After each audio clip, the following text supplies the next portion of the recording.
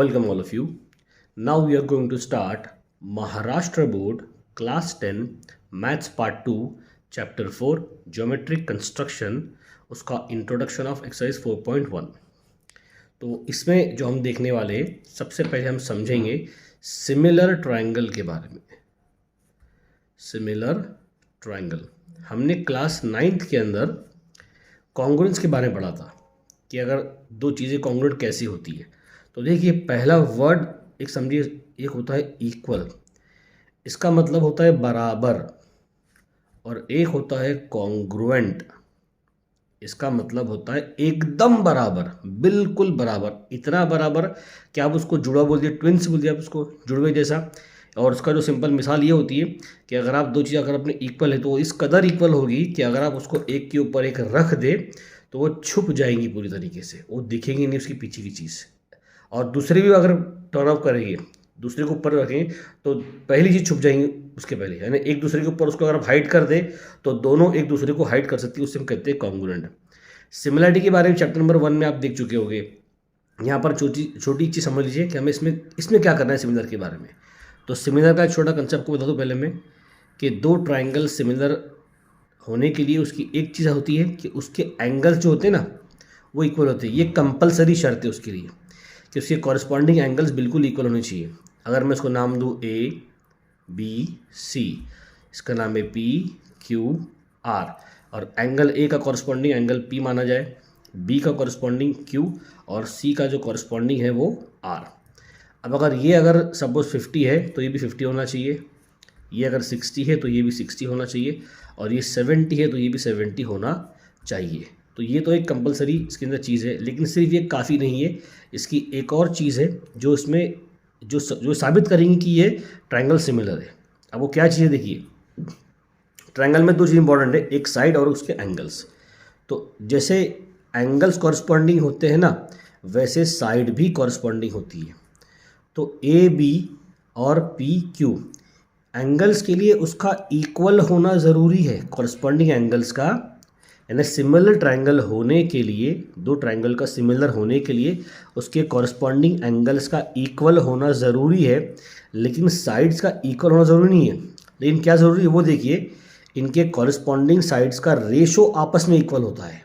कैसे समझिए, AB का रेशो मैं PQ से ले लूँगा, फिर BC का जो रेशो है उसका वो QR से कॉरस्पॉन्डिंग साइड होगा, और AC जो है वो PR के कॉरस्पॉन्डिंग होगा।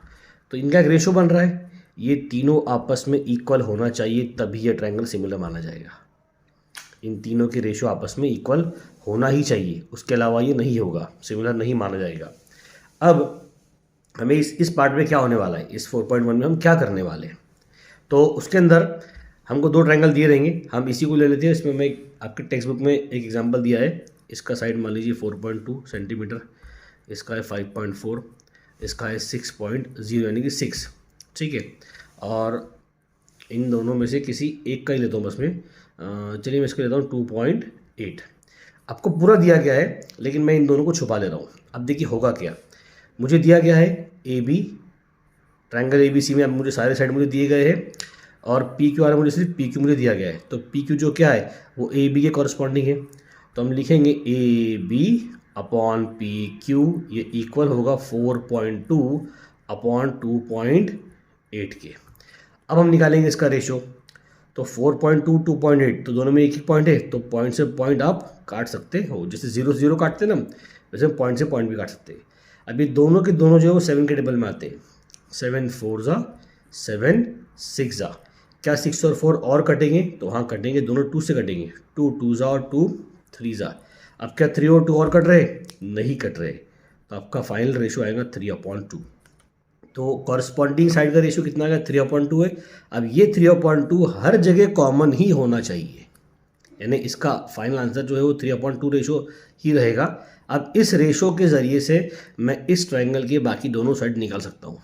देखिए मुझे निकालना क्या है, BC और QR, मतलब BC मुझे दिया गया, मुझे QR निकालना है।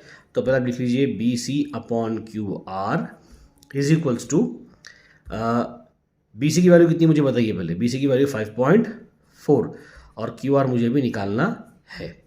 अब देखिए इनका रेशो कितना आ रहा है 3/2, ये तीनों के लिए ना, तो यहाँ लिख लीजिए 3/2। इसको थोड़ा सा इसको उसमें मतलब बस इसको अलग रखिए बस, यानी ये BC की वैल्यू रहेंगी। अब देखिए मुझे क्या निकालना है, क्यू आर निकालना है, तो जो निकालना है उसको आपको ऊपर रखना पड़ेगा। तो दो तरीके, या तो दोनों तरफ उसके रेसिप्रोकल कर दो, यानी QR/5.4 कर दो और इसको 2/3 कर दो, या फिर जो हम करते हैं ना क्रॉस में जाके इसको यहाँ डाल दो, इसको यहाँ डाल दो, इसको वहाँ डाल दो। आपको सिर्फ QR को ऊपर लाना है बस। तो QR आपका वहाँ चल जाएगा QR। 3 आपका नीचे आ जाएगा, ये आ गया आपका 3। यहाँ पहले से 5.4 है, 2 आपका वहाँ चला जाएगा, तो ये इसके मल्टीप्लाई में है, क्योंकि डिवाइड में तो वहाँ जाके मल्टीप्लाई में आ जाएगा। एक पॉइंट, ये पॉइंट को हटाइए तो नीचे क्या आ जाएगा, 0 आ जाएगा यहाँ पर।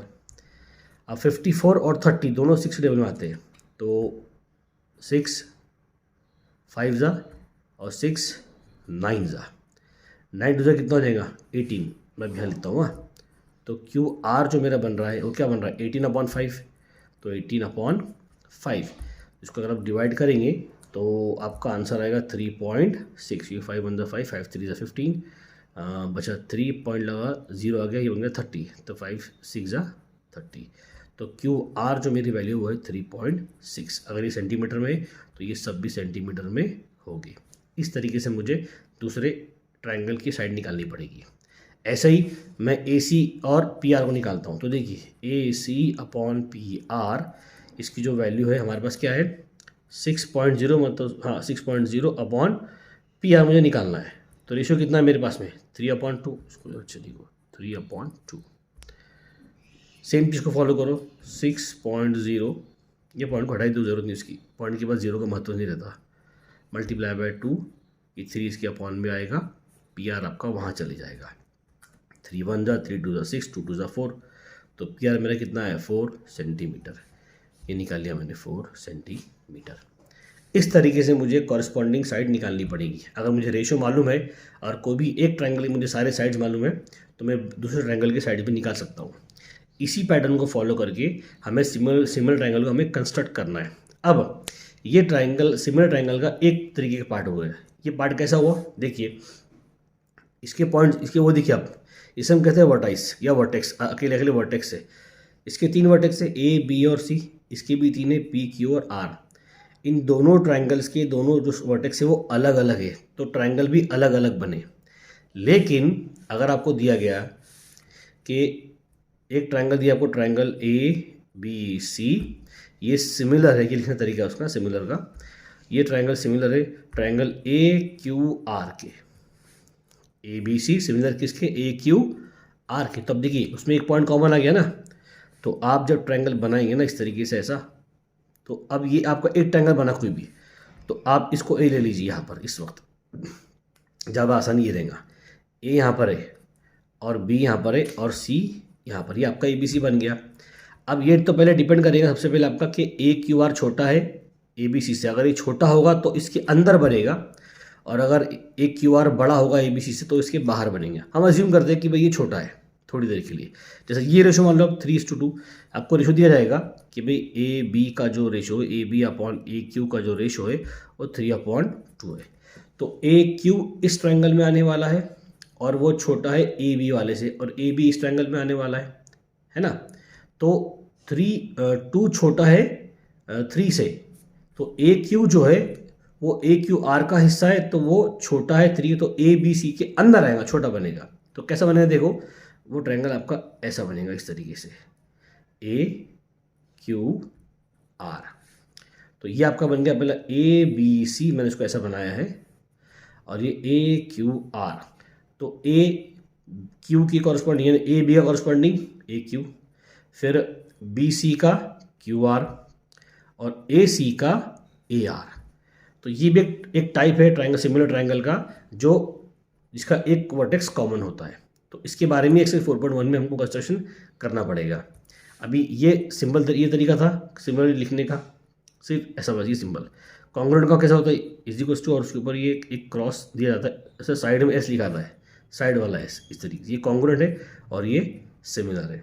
तो ये था इस चैप्टर के एक्सरसाइज 4.1 का थोड़ा सा इंट्रोडक्शन, थोड़ा सा बेसिक। इसी को बेस बना करके हम एक्सरसाइज 4.1 को कंस्ट्रक्ट करने वाले हैं, वो हम नेक्स्ट वीडियो में करेंगे। आई होप ये आपको समझ में आया होगा।